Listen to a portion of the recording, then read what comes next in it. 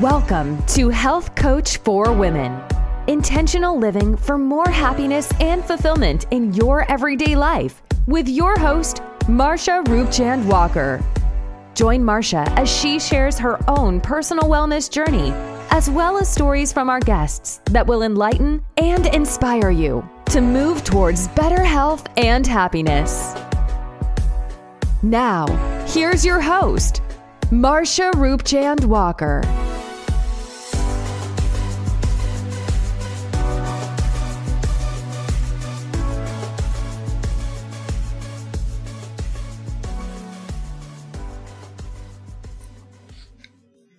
Hi, and welcome to another episode of Health Coach for Women. Today, I'd like to talk to you about how we can use our voice for change. And so now that we have the new president-elect, Joe Biden, I don't talk much on politics, but I am aware of what's going on. I pay attention to what's going on because it is important. So today, I want to discuss how we can use our voice for change and holding people accountable to bringing that change for the people that, we elected, selected, whatever, to rule our government. So, what are some of the things that you think is vital for you? With some of those things, some of those topics, now I can say some of the topics that I find to be very important and beneficial is first thing, number one, healthcare, right? Healthcare, along with education, the educational system, along with all the economics, the economy, changing the economy, bringing it where people can get back to work and be able to provide an income and be able to provide for their families and so forth, along with social change, right? And because that's important, these things are very important in our society. In addition to the environment, protecting the environment, things that we can do, we can all play a part. We can all play a role in bringing about a better world, a better society, and where we live. And so the topic of healthcare.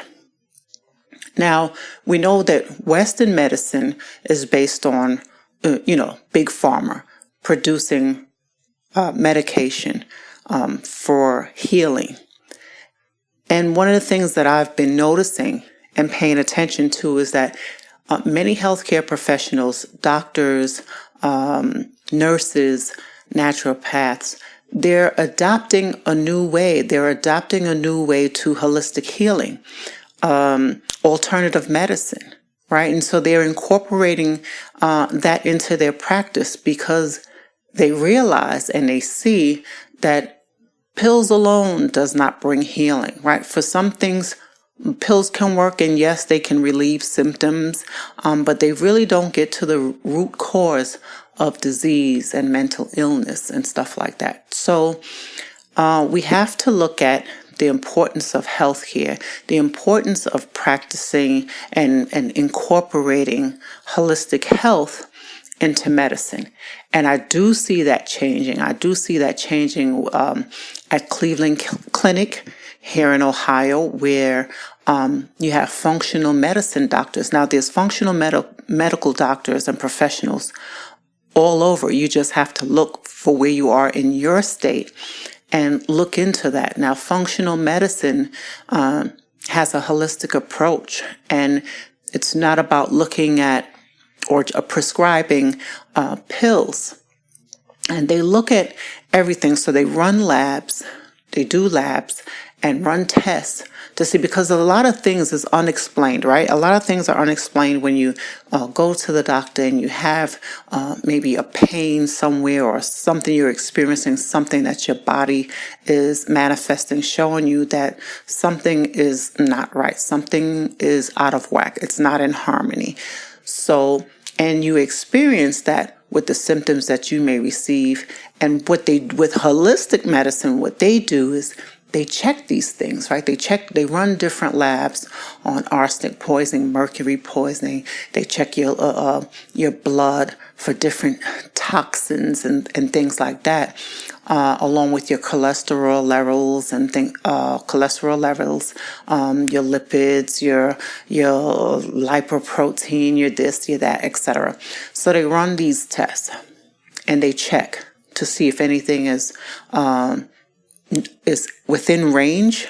So they check that to see, and with their discovery, then they come up with a plan, a solution on what you can do to improve that.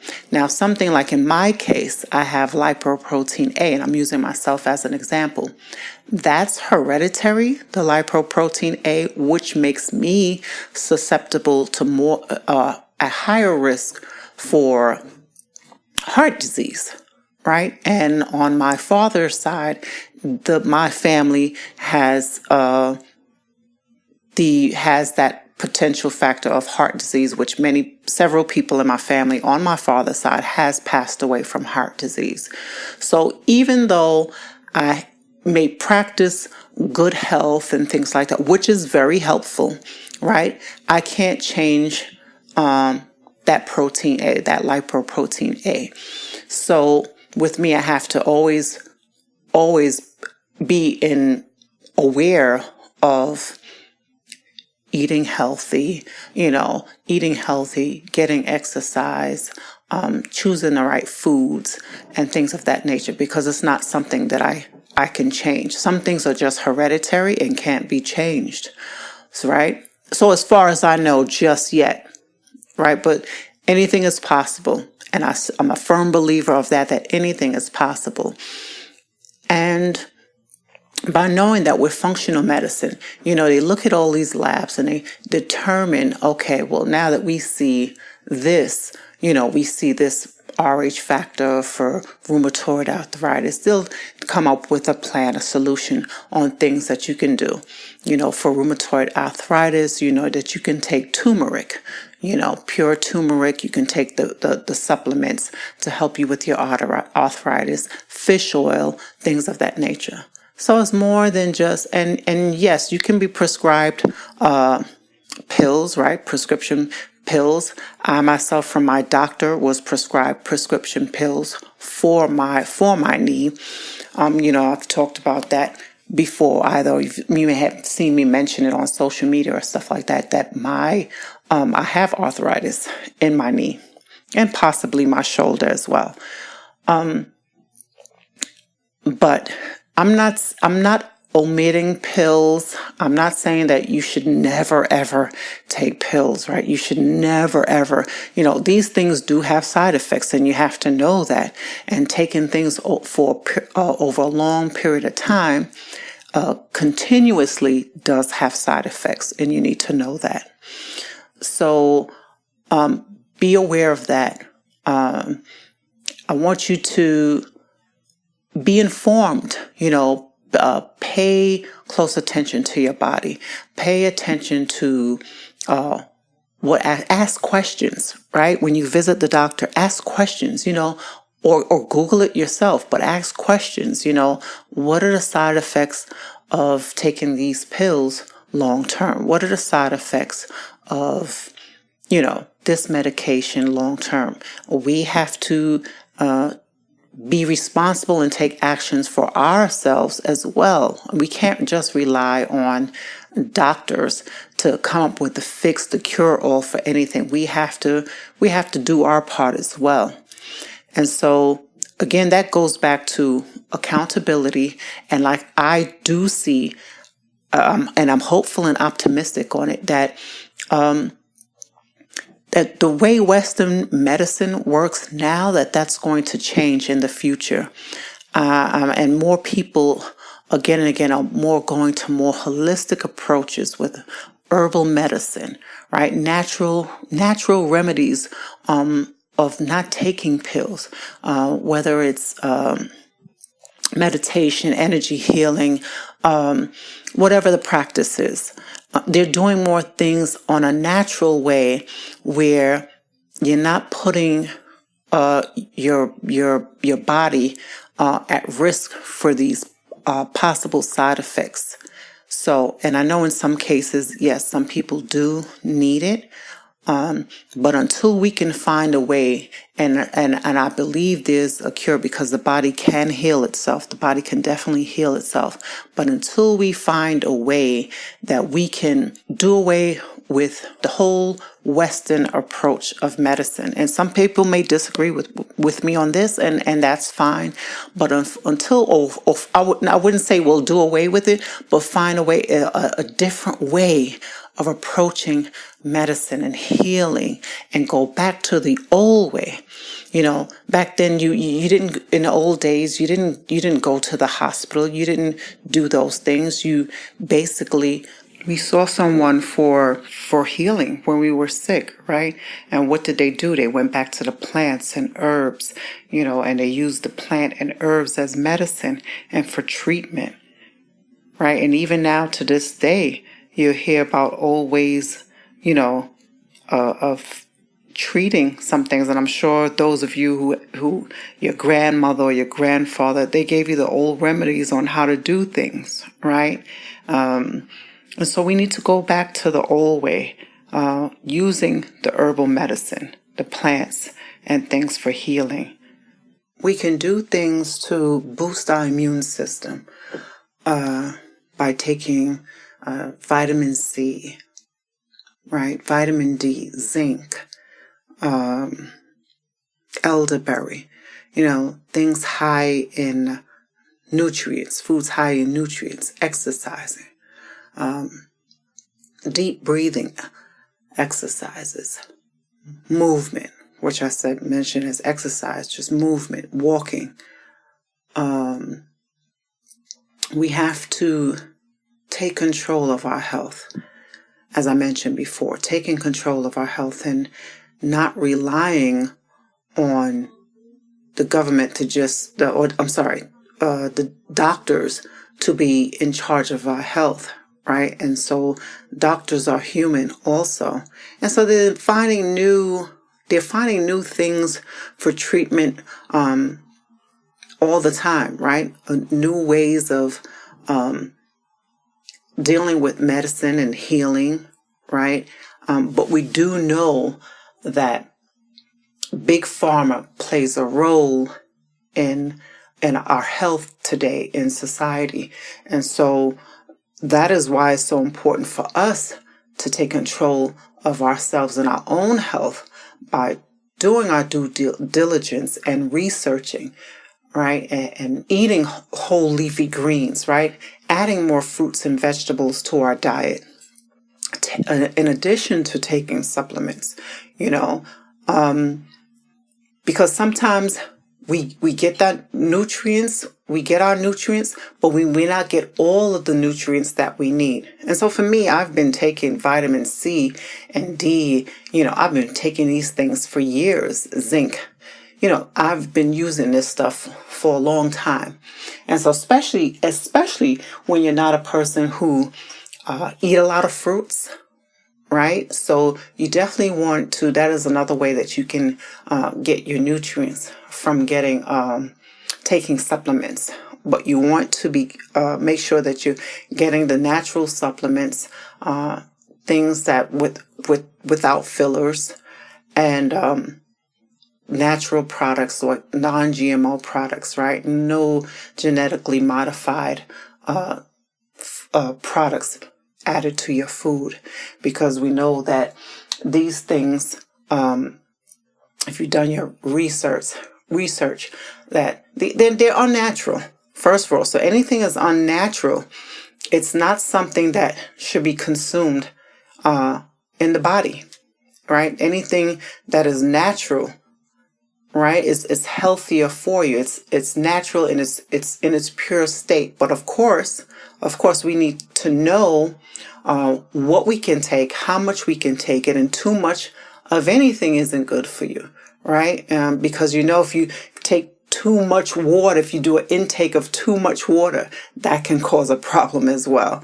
And so there's so many things that We need to know, we need to learn and understand, but it's not that complicated. It's not that hard. You want to just, do more than you've been doing, having at least 8 ounces of water a day, at least trying to consume some amount of water, several glasses of water a day to stay hydrated, right? Keep our skin from being dehydrated, keep our bodies from being dehydrated and dry skin, especially now in these coming cold months, right? For the winter, depending on where you are. We need that. We need to stay hydrated. We need to stay nutrient rich, right? And having our supplements. But in addition to that, it's so important. There's so many different things that we need to do as a whole. And it's learning from one another, right? Learning from one another as far as things that we can do to help build our communities in the area of health, right? And we have to work as a unit, work together as a community. And so, and again, going back to holding people accountable, that we select to be in office, right, to run the country. It's important to have our voice heard when it comes to health and education and economics, right, and racial injustice. All of these things are important. And so that's why we have to stay optimistic. We have to relieve ourselves of the stress and being positive and practicing things that's going to be more beneficial for our overall health. And I'm always talking about breathing and meditation and doing things like that.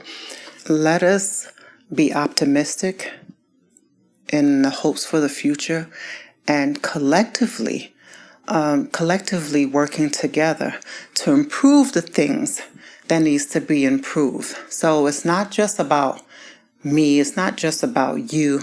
It's about us and how we can do things to improve, our health, along with all the other things in our community, in the world right now. And so, with that being said, I'd like to challenge you to find out more about the things that you don't know about, right? In regards to health. And I like to keep focused on health for right now because this is what this podcast is all about, right? But if you don't want to put it on that, let's challenge you on making change in your community. Challenge you to find out more about, as far as schooling, right? Another big issue is the whole homeschooling thing. A lot of people, I've been hearing it from not just only my daughter, but my sister, a few other people I've worked with, that's telling me that the homeschooling is such a challenge for them, right? And so what can you do about that? What can you do about that to make it less stressful for parents? What things can we do for that? And if there's any teachers out there listening, please provide input. I'd like to know what things can we do to make, and I'm sure even the teachers are having probably a rough time now, either with the homeschooling or going to school, or being in the classrooms some now and maybe not comfortable being in the school setting. I don't know. I'm not sure on that, but what is your take on that? And how are you feeling about that? And what can we do to improve the school system, the education system here in America right now? What's broken and what can we fix? These are things that are important and that we need to stay on top of. And even though my children are grown, I do have grandchildren. So it's important for me as a grandparent to know too, that how are these children going to be our kids of the future? How are they going to be educated? How are they learning? And what are they truly learning? Are they truly learning the important things needed for them to be sustainable for adulthood, be prepared for adulthood? So it's definitely an important topic. And I don't want to go off too much on that, but to say that these things are important, right? Along with racial injustice, the economy, the change that's happening, the change that's coming about, what we can do about that. And again, we have to work collectively as a unit. We have to work collectively to bring about the change that we want to see. So let us put our health in order. Let us make our health a priority. Right? We all know that goes without saying that our family is important. Our family is definitely a priority. But we want to put our health and make our health a priority in order, because if we're not together, if we're not in harmony with ourselves, how can we project that on to others, right? If we're a mess within ourselves, how can we help improve others if we're not together? And so that's all I have to say for today's episode. Please comment, share, and any questions you may have, you can definitely reach out to me on Instagram, Facebook, send me direct message, send me an email, or just post a comment. I thank you again so much for listening and tuning in on this podcast. And I want you to stay focused, positive, grateful, and healthy, right? Making simple changes go a long way. They could be small things.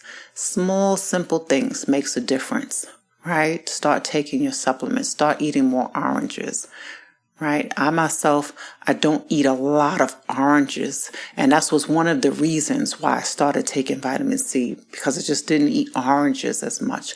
And I still don't eat oranges as much, but I find other ways of getting my vitamin C in addition to my supplements. And so these are the things that help boost your immune system. So closing out with that, I thank you so much again, and stay tuned to the next episode. Bye for now. Thank you so much for listening to Health Coach for Women with your host, Marsha Roopchand-Walker. If you've enjoyed this podcast, please be sure to rate, subscribe, and review on your preferred podcast listening platform. We really appreciate that effort. Until next time.